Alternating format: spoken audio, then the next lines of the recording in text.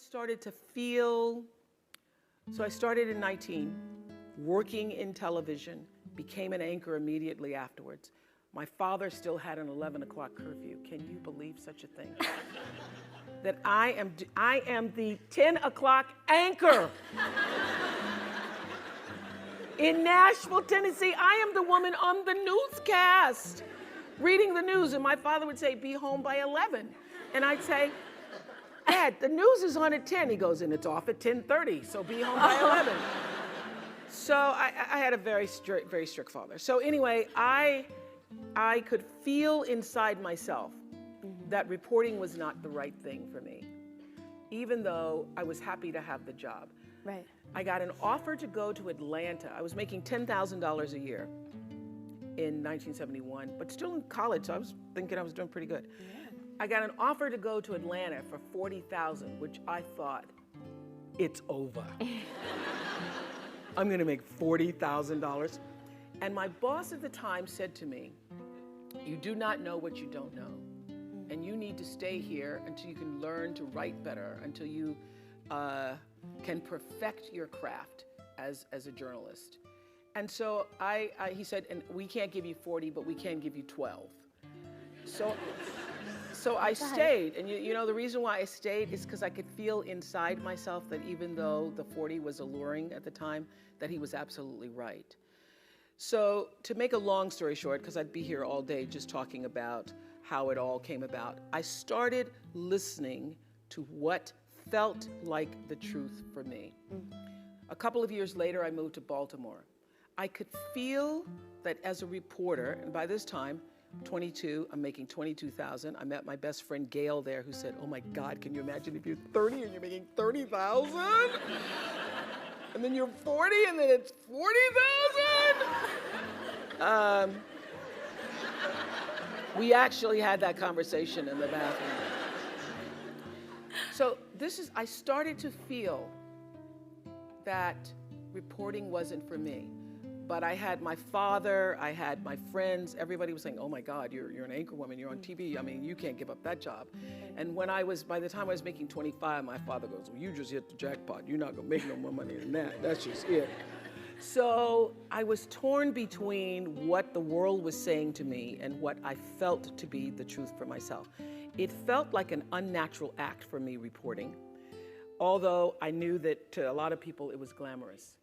And I started to just, inside myself, think, what do I really want to do, what I really want to do. And I will say this, knowing what you don't want to do is the best possible place to be if you don't know what to do. Because knowing what you don't want to do leads you to figure out what is it you really do want to do. So you discovered.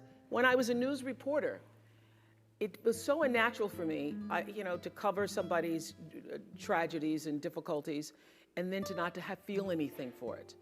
And I would go back after a fire, and I would take them blankets, and then I would get a note from my boss saying, what the hell are you doing? Right. You're just supposed to report. Can't be that empathetic. You cannot be that empathetic. And it felt unnatural for me. So if I were to leave you with the message, that the truth is, I have from the very beginning listened to my instinct.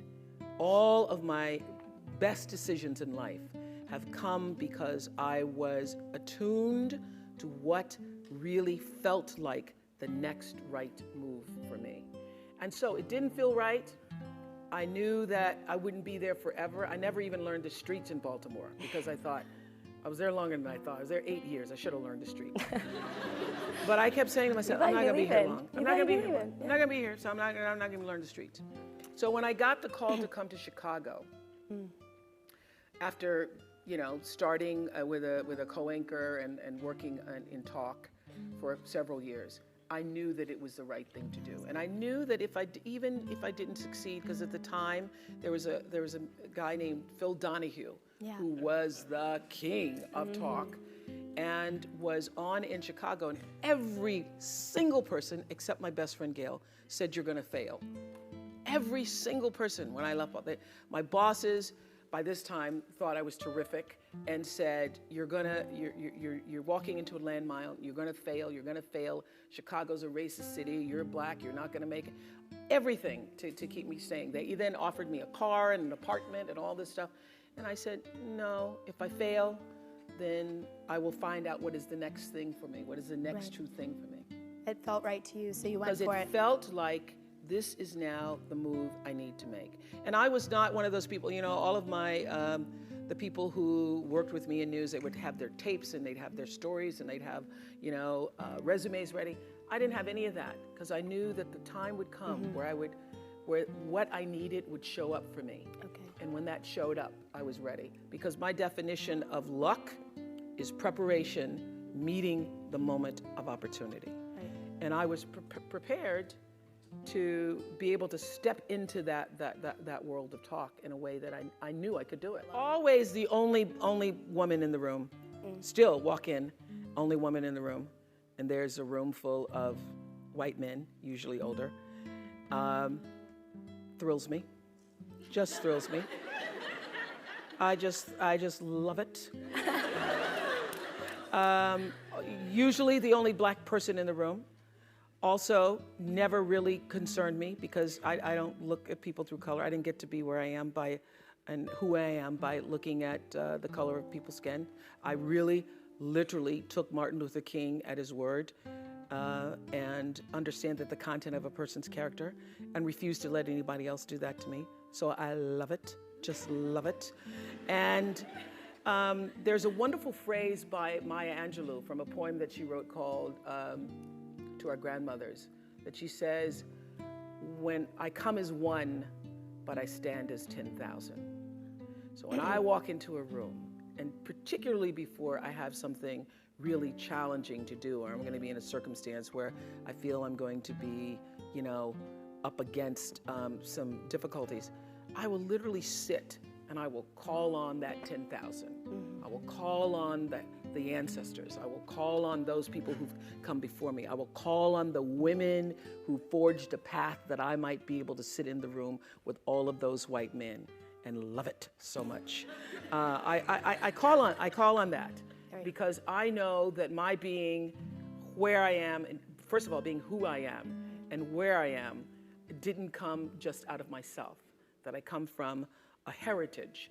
And so I own that and I step into that room, not just as myself, but I bring all of that energy with me. So it has never been an issue for me, except when I was, I think, 23, still working in Baltimore.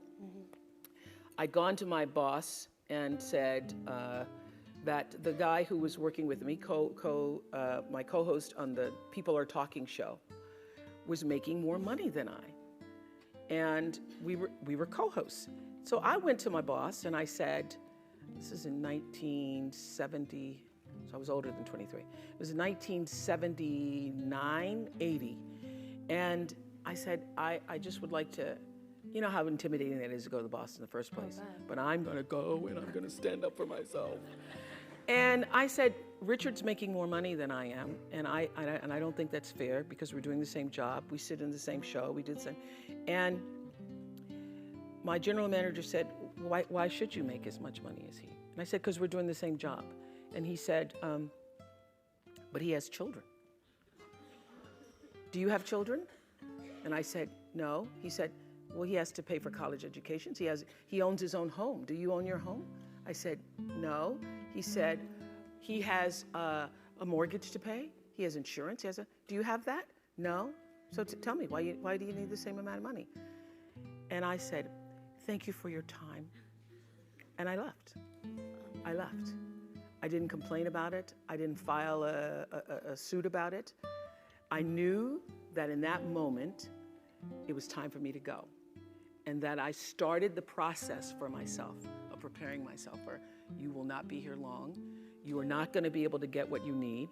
I had a boss at the time who was African American and had just been, for the first time, made an assistant news director and was drunk with power.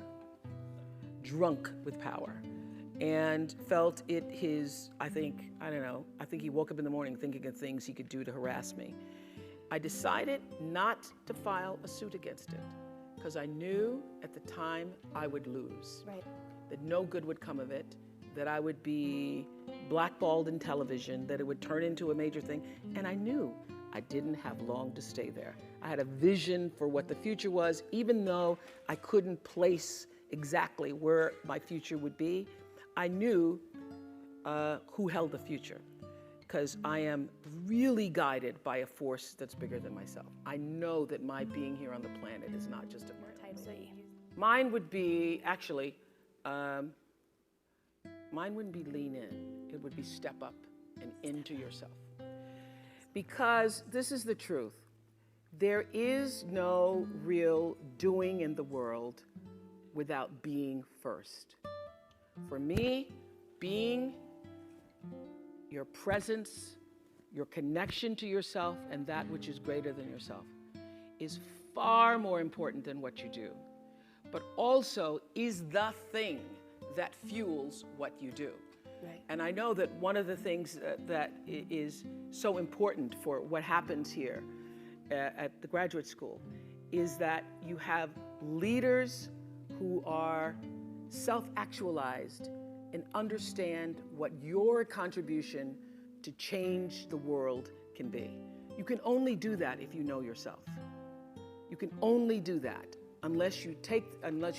you cannot do it unless you take the time to actually know who you are and why you are here. Now, I happen to know for sure that every human being comes called, and that the calling goes beyond the definition of what your job is. That there is an innate, supreme moment of destiny for everybody. And that's why when I was in Baltimore, I could feel this isn't it. Mm-hmm. This isn't it. And then in Chicago, after 25 years of success on the show, I started to feel this isn't it. There's something more that's calling me to what is the supreme moment. And everybody has that. And you cannot fulfill it unless you have a level of self-awareness, to be connected to what is the inner voice or the instinct. I call it your emotional GPS system that allows you to make the best decisions for yourself. And every decision that has profited me has come from me listening to that inner voice first. And every time I've gotten into a situation where I was in trouble, it's because I didn't listen to it. I overrode that voice, that instinct, with my own head and my own thinking. I tried to rationalize it. I tried to tell myself, but okay, you're gonna make a lot of money. Oh no. And so I sit here, profitable, successful by all the definitions of the world. But what really, really, really resonates deeply with me is that I live a fantastic life. My inner life is really intact. I live from the inside out. And so everything that I have because I let it be fueled by who I am and what I realize my contributions to the planet could be. And what my real contribution is, it looks like I was a talk show host. It looks like, I'm in the movies. It looks like, I have a network. But my real contribution, the reason why I'm here, is to help connect people to themselves and the higher ideas of consciousness. I'm here to help raise consciousness. So my television platform was to help raise consciousness. In the beginning, I didn't realize that. I thought, oh my God, I got a show! And it wasn't until I was interviewing the Ku Klux Klan one day. And can you imagine, all the great lessons come from things that are sometimes challenging. I was interviewing the Ku Klux Klan, and I thought, as an African American, I'm going to get them. I'm going to show for every Jewish person, for every person who's been discriminated against. And during the commercial break, I saw the Klan exchanging signals and looks at each other. And then something inside, that instinct, I thought, I am doing nobody any good. They are loving this. They are using me. I think I'm doing an interview. They are using me. I did not know it at the time. I brought them on, actually, those same guys back for my last year. And they told me that they used that show for their recruitment. I could feel that happening. And I made a decision after that show. I'll never do anything like that again. I'll never let my platform be used, and I will not be used. And I am going to use television. What a concept. I'm going to use television as a force for, I didn't say at the time for good. I said, you know, let's think about what we want to say to the world and how we want to use this as a platform to speak to the world. How do we want to see the world change? How do we want to impact the world? And then let all of our shows really be focused and centered around that. I then said to the producers exactly what I said to you backstage. Do not bring me a show unless you have fully thought out what is your intention for doing it. Because if there's a religion or a mantra or law that I live by the third law of motion in physics, which is Stanford, which is for every action there's an equal and opposite reaction. That is my religion. I know that what I'm thinking and therefore going to act on is going to come back to me in a circular motion, just like gravity, like what goes up comes down. And so what also propels the action is the intention. So I don't do anything without being fully clear about why I intend to do it, because the intention is going to determine the reaction, the result, or the consequence in every circumstance. I don't care what it is. So I said to my producers, come to me with your intention at whatever it is, whatever shows you're proposing, whatever ideas you're proposing. And then I will decide based upon the intention, do I really want to do that? Is this how we want to use this platform? And that really is the secret to why we were #1 all those years, is because it was an intention-fueled, intention-based, coming out of purposeful progress. I tell you, it works in all areas because my life is fueled by my being. And the being fuels the doing. So I come from a centered place. I come from a focused place. I come from compassion. It's just my nature. I come from a willingness to understand and to be understood. And I come from wanting to connect. I mean, the secret of that show for 25 years is that people could see themselves in me. All over the world, they could see themselves in me.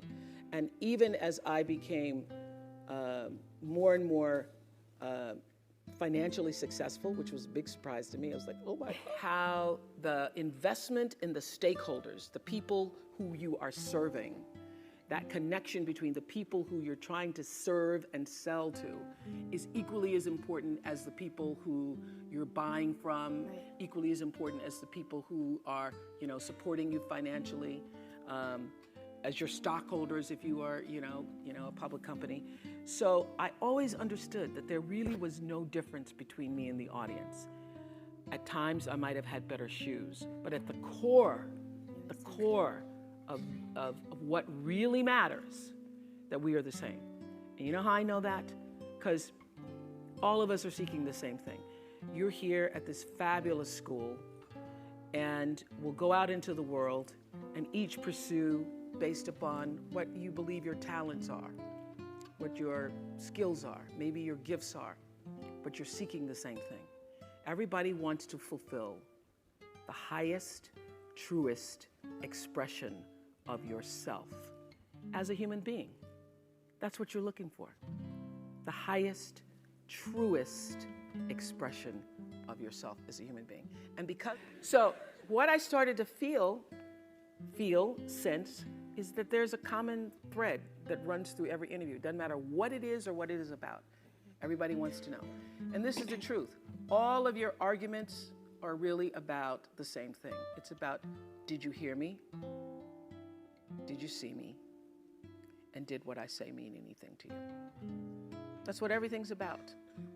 So the reason why I left my boss's office when I was asking for a raise, I knew he didn't hear nor see me, neither. And that I was not going to get the validation that I needed. Now, I couldn't articulate that at the time. I just knew, let me get out of here. But now I know, I could feel inside myself, I'm not going to get the validation that I'm looking for. I also know that's what every human being is looking for. They're looking to know, are you fully here with me? Are you fully here, or are you distracted? That's what your children want to know. That's what the people you work for want to know. That's what you want to know. Is did you hear me? And every argument isn't about whatever it is you think you're arguing about. It's really about, but can you hear me? And many people have even said it. Have you not said it? You're not hearing me. Yeah. You're not hearing me. So having that understanding, and I would have to say that the show, one of the reasons why I live such a fantastic life is because I pay attention. I pay attention to my life. And your life is your greatest teacher. Every single thing that's happening to you, every day, your joys, your sadnesses, your challenges, your worries, everything is happening to bring you closer to in here. Everything is trying to take you home to yourself. And when you're at home with yourself, when you're solidly there, connected to whatever you call creation, even if you don't call it anything, connected to an energy force that has unlimited power for you. When you can connect to that, you are your best. One of my greatest lessons came from a guy who wrote a book called Seed of the Soul. I was doing him on the show, and I started talking this consciousness, spiritual talk, 2 months after I started the show. And my producers would all be like, oh God, there she goes again. But I knew that even though masses of people were not tuning in for that the whole purpose of that platform was to try to lift people up. And now I have a network, and I can articulate what it is I'm trying to do. I'm trying to bring little pieces of light into people's lives. Because what is my job? My job is not to be an interviewer. My job is not to be a talk show host or just to own a network. I am here to raise the level of consciousness, to connect people to ideas and stories so that they can see themselves and live better lives. Point is, education really opened the door, as we all know. I'm not going to give you the education speech. How do you change a person's life? I had, prior to starting my school in South Africa, I had this big idea that I was going to, that I was going to take 100 families out of the projects of Greeny Green, and I was going to give them a new life, and I was going to buy them homes and stuff. And that did not work. Yeah. It failed miserably. I had a Big Sister program that I started, failed miserably. So I realized that for me, first of all, I realized you don't change, as you all are recognizing through the SEED program, you first have to change the way a person thinks and sees themselves. So you've got to create a sense of aspiration, a sense of hopefulness, so a person can begin to even have a vision for a better life. And if you can't connect to that, then you lose. You lose and they lose. And it's just money after money after money. So for me, it's using my philanthropy to do what I have found to be enormously helpful. The light in my life was education. Mm-hmm. So for me, in the beginning, when I started to make money, especially when it's published, everybody and their brother calls you. Over, yeah. And then you've got to make a decision. Am I going to do what everybody else wants me to do? Or am I going to be led by who I really am? And I learned, as will happen to anybody who's successful in your family, people start treating you like the First National Bank.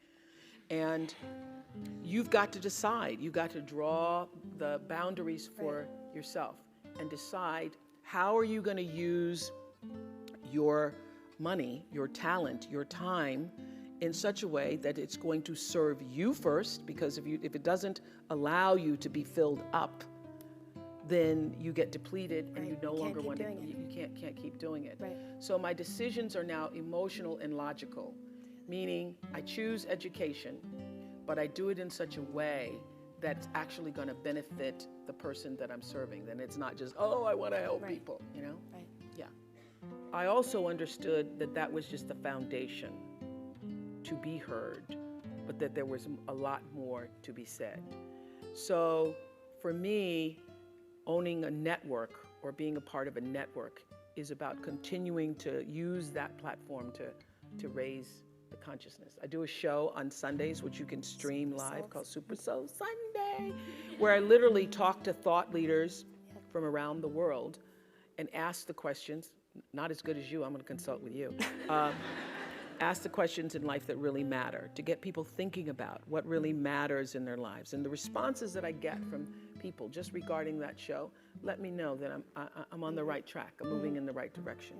And so I'm not afraid, because I know that all of us have limited time here. But the real question is, who are you and what do you want to do with it? And how are you going to use who you are? My favorite line from Seed of the Soul is, when the personality comes to serve the energy of your soul, that is authentic empowerment. So as graduates of this great school, to take what you've learned here, to take what is a part of your nature and what you've developed as skills and what really feeds your passion, to take that and to align that with the deeper potential and possibility of your soul's coming. When you align your personality with what your soul came to, and everybody has it, align your personality with your purpose, and nobody can touch you. And you wake up every day and you are fired up. You're like, oh my God, another day. It's so great. Because everybody has a purpose. So your whole thing is to figure out what that is. Your real job is to figure out why you're really here, and then get about the business of doing that. Okay. That's it.